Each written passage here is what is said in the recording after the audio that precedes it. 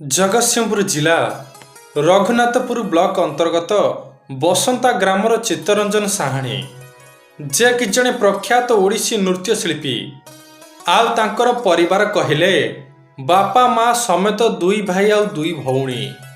चित्तरंजन बाबू घरर सान पुओ एवं से साहित्य अध्यापक मध्य, तेणु से घर छाड़ी कटक बक्सी बजार पुलिस लेन रे घर भड़ा नहीं रुहंती।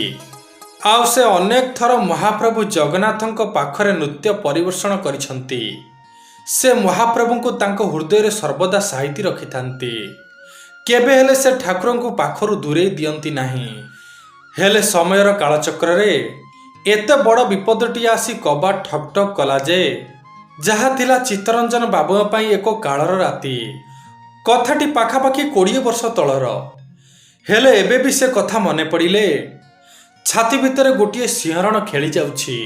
हाँ बंधु माने, महाप्रभु जगन्नाथ चित्तरंजन बाबू सहित एमिति खेल खेलिले जे जहा आज पर्यंत अविस्मरणीय होई रही जाइछि। सेतिपई ए सुंदर अनुभूतिरु सुंदर वार्ताटी को जानिबाकु चाहुतिले दयाकरी अनुभूतिटी को शेष पर्यंत शुणंतु। 2003 मसीहा अगस्ट 15 कथा। चित्तरंजन बाबू कटक रे जो पुलिस लेन रहुथिले ताहा थिला 3 महला विशिष्ट। अगस्ट 15 दिन सकाळू चित्तरंजन बाबूंक सह बहुत बड़ दुर्घटना घटीगला जहा पाखापाखि थिला तांको जीवनर शेष दिन। चित्तरंजन बाबू ओडिसी कलाकार हेबा सहित अन्य पिला मानकु ओडिसी नृत्य शिखांती। जेतेबेले जेउटी स्टेज प्रोग्राम पड़े से नृत्य परिवेषण करने जाती। जेहेतु से प्राय समय भगवान को हाथ रे छुई नृत्य करती, सेतिपई तांको अनेक लोक सुना मुदी पिंधिबाकु दियंती।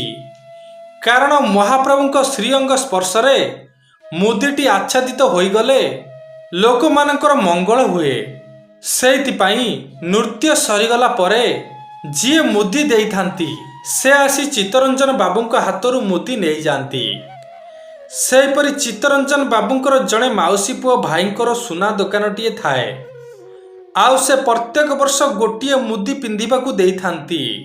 किंतु 2003 मसीह रे से कोनोसी मुदी देई नथिले। सेठु अगस्ट 15 गोटे दिन पूर्वरु तांको माउसी पुओ भाई कहिले, आरे चित्त मु तो ए वर्ष तते किछि मुदी देई पारिलिनी, सेतिपई तू मते तो हाथ रे थिबा मुदीटी किछि दिन पे देई था। एमिति कही तांको ठारू मुदीटी को नहीं गले। किंतु चित्तरंजन बाबू को जड़े पूरी सेवायत कहिथिले कि केबे भी ए मुदी हाथरू ओल्हेब नाही। हेले से तो 14 अगस्ट रे मुदीटी भाई को देई देइछंती। तांकर ताऊ मने न थाए से आ कोन बा करि परिबे। सेउटू 14 तारिख राति पाई 15 तारिखर नुआ सकाळ हेला। जेमिति 1947 अगस्ट 15 रे नुआ सकाळ होइथिला। किंतु 2003 अगस्ट 15 थिला चित्त बाबूंक पई काळर सकाळ, जेउति पई सारा कॉलोनी रे चहळ पड़ी जाइथिला। सेदिन सकाळे चित्तरंजन बाबू एवं तांको कॉलोनी रे एक व्यक्ति अगस्ट 15 रे पताका उत्तोलन पाई गोटिए लुहा पाइपटी को सीधा करुथिले। से व्यक्ति जनक पाइपटी को तळु टेकिबाकू लागिले। आउ चित्तरंजन बाबू से 3 महला ऊपर रही से पाइपर अग्रभाग को धरी सीधा करने समय रे पाइपटी हाथरू गली पड़िला। हेले पाइपटी तळकू गलिला नाही। छात पाखरे थिबा 11 केबी तार रे अटकी गला। जेतेबेले चित्तरंजन बाबू पुणी थरे पाइपटी को सीधा करंती तांकू एक शक्त बिजुली झटका लागिला। आउ सेठी संगे संगे मूर्छा होई गले चित्तरंजन बाबू। सेउटू तुरंत तांकू जोब्रा निकटस्थ एक मेडिकल को निया गला।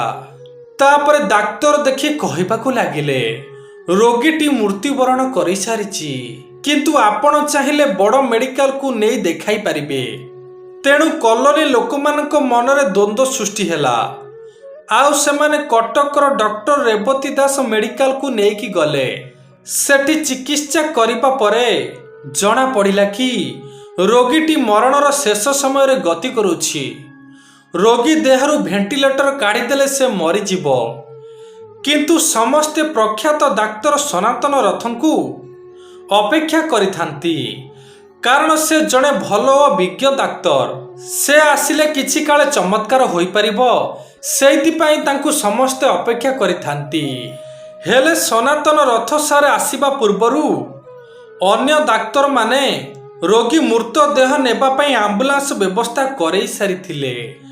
ଡାକ୍ତର ଆସିବା ପୂର୍ବରୁ ତାଙ୍କ ମାଉସୀ ପୁଅ ଭାଇ ଯିଏ ସୁନା ମୁଦି ନେଇଥିଲେ ସେ ଆସି ଡାକ୍ତରଖାନାରେ ପହଞ୍ଚିଲେ। ଆଉ ଚିତ୍ତବାବୁଙ୍କ ଏମିତି ଖବର ଶୁଣି ସେ ବହୁତ ଭାଙ୍ଗି ପଡ଼ିଥିଲେ।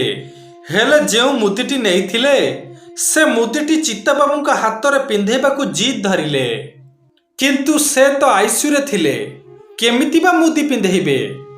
ଯେତେ ଡାକ୍ତରକୁ କାକୁତି ମିନତି ହେଲା ପରେ ମଧ୍ୟ କେହି ଶୁଣିଲେ ନାହିଁ। କିନ୍ତୁ ସେ ମେଡିକାଲର ଜଣେ ହେଡ୍ ନର୍ସ ତାଙ୍କ ହାତରୁ ମୁଦିଟିକୁ ନେଇ ଚିତ୍ତରଞ୍ଜନ ବାବୁଙ୍କୁ ପିନ୍ଧାଇ ଦେଲେ। କାରଣ ସେ ହେଡ୍ ନର୍ସ ଚିତ୍ତବାବୁଙ୍କୁ ଆଗରୁ ଜାଣିଥିଲେ। ହଁ ବନ୍ଧୁମାନେ, ଆପଣମାନଙ୍କୁ ବିଶ୍ୱାସ ହେବ ନାହିଁ, ଯେତେବେଳେ ଡକ୍ଟର ସନାତନ ରଥ ତାଙ୍କୁ ଦେଖିଲେ ଚିତ୍ତବାବୁ ସମ୍ପୂର୍ଣ୍ଣ ସୁସ୍ଥ ଅବସ୍ଥାରେ ଅଛନ୍ତି। ତାଙ୍କର ବଞ୍ଚିବାର 99% ସମ୍ଭାବନା ଅଛି। ତାପରେ ସନାତନ ରଥ ଅନ୍ୟ ଡାକ୍ତରମାନଙ୍କୁ ବହୁ ଗାଳି କଲେ। କିନ୍ତୁ ଅନ୍ୟ ଡାକ୍ତରମାନେ ଯେତେବେଳେ ଚିତ୍ତବାବୁଙ୍କର ମେଡିକାଲ ରିପୋର୍ଟ ଦେଖାଇଲେ ତାହା ଦେଖି ଡାକ୍ତରବାବୁ ଉପରକୁ ହାତ ଟେକି ଦେଇ କହିବାକୁ ଲାଗିଲେ, ଏହା କେବଳ ମହାପ୍ରଭୁ ଜଗନ୍ନାଥଙ୍କ ପାଇଁ ସମ୍ଭବ ହୋଇପାରିଛି। କାରଣ ଏତେ ସିରିୟସ୍ କଣ୍ଡିସନ ଥିଲା ଯେ ବଞ୍ଚିବାର 1% ଚାନ୍ସ ନଥିଲା। ହେଲେ ଦୀର୍ଘ 3 ଦିନ ବିତିଗଲାଣି, ତାଙ୍କର କୌଣସି ଅସୁବିଧା ହେଉନି, ମାନେ ସେ ସମ୍ପୂର୍ଣ୍ଣ ସୁସ୍ଥ ହୋଇଯିବେ। ହଁ ବନ୍ଧୁମାନେ, ଏହା କେବଳ ସେ ଦାରୁ ଦେବତା ପାଇଁ ସମ୍ଭବ ହୋଇପାରିଛି। ଯଦି ଲୋମ ମୂଳରେ କିଞ୍ଚିତ ମାତ୍ର ପ୍ରାଣ ଥାଏ ନା, ତଥାପି ମଣିଷ ମରଣ ମୁହଁରୁ ଫେରିପାରିବ। ସତରେ ଏଠାରେ ଚିତ୍ତବାବୁଙ୍କ ମୁଦି ସହିତ ଆସି ତାଙ୍କୁ ମରଣ ମୁହଁରୁ ବଞ୍ଚେଇ ଦେଲେ ସେ କଳା ଠାକୁର। ହଁ ବନ୍ଧୁମାନେ, ମହାପ୍ରଭୁ ପ୍ରତ୍ୟେକଟି ମୁହୂର୍ତ୍ତରେ ଆମମାନଙ୍କ ସହିତ ଅଛନ୍ତି। ଖାଲି ତାଙ୍କୁ ମନ ଭିତରୁ ସ୍ମରଣ କରି ଅନୁଭବ କରିପାରିଲେ ହେଲା। ସତରେ ସେ ଅନୁଭବର ଠାକୁର। ସେ ଦେଖା ଦିଅନ୍ତି ନାହିଁ ବୋଲି କେବେ ବି ଭାବିବେ ନାହିଁ ଯେ ସେ ଦୁନିଆରେ ନାହାନ୍ତି। ସେ ପରମ ବ୍ରହ୍ମ, ସେ ଏକ, ସେ ଅଭିନ୍ନ, ସେ ପ୍ରତ୍ୟେକ ପଦାର୍ଥ ଓ ପ୍ରାଣୀମାନଙ୍କର ସୃଷ୍ଟି ଓ ବିନାଶ। ହଁ ବନ୍ଧୁମାନେ, ମୋର ଆପଣମାନଙ୍କୁ ଗୋଟିଏ ଅନୁରୋଧ, ଯାହା ବି କରନ୍ତୁ ମହାପ୍ରଭୁଙ୍କୁ କେବେ ଭୁଲନ୍ତୁ ନାହିଁ। କାରଣ ସେ ଆମର ଚଳନ୍ତି ପ୍ରତିମା। ସେ ବାପ ଛେଉଣ୍ଡ ପିଲାର ବାପା, ସେ ଭାଇ ଛେଉଣ୍ଡ ଭଉଣୀର ଭାଇ, ସେ ସ୍ୱାମୀକୁ ହରାଇଥିବା ମହିଳାର ସ୍ୱାମୀ। ସେଇଥିପାଇଁ ତାଙ୍କୁ ସମସ୍ତେ କୁହନ୍ତି ଜୟ ଜଗନ୍ନାଥ ସ୍ୱାମୀ। ବନ୍ଧୁମାନେ, ଏହି ସୁନ୍ଦର ଅନୁଭୂତିଟି ଯଦି ସତରେ ଆପଣଙ୍କ ହୃଦୟକୁ ଛୁଇଁଛି ଆଉ ଆପଣ ମହାପ୍ରଭୁଙ୍କୁ ଯଦି ହୃଦୟରୁ ଭକ୍ତି କରନ୍ତି, ତେବେ ଦୟାକରି କମେଣ୍ଟରେ ଲେଖିବାକୁ ଜମାରୁ ବି ଭୁଲିବେନି। ଜୟ ଜଗନ୍ନାଥ, ଜୟ ଜଗନ୍ନାଥ, ଜୟ ଜୟ ଜଗନ୍ନାଥ।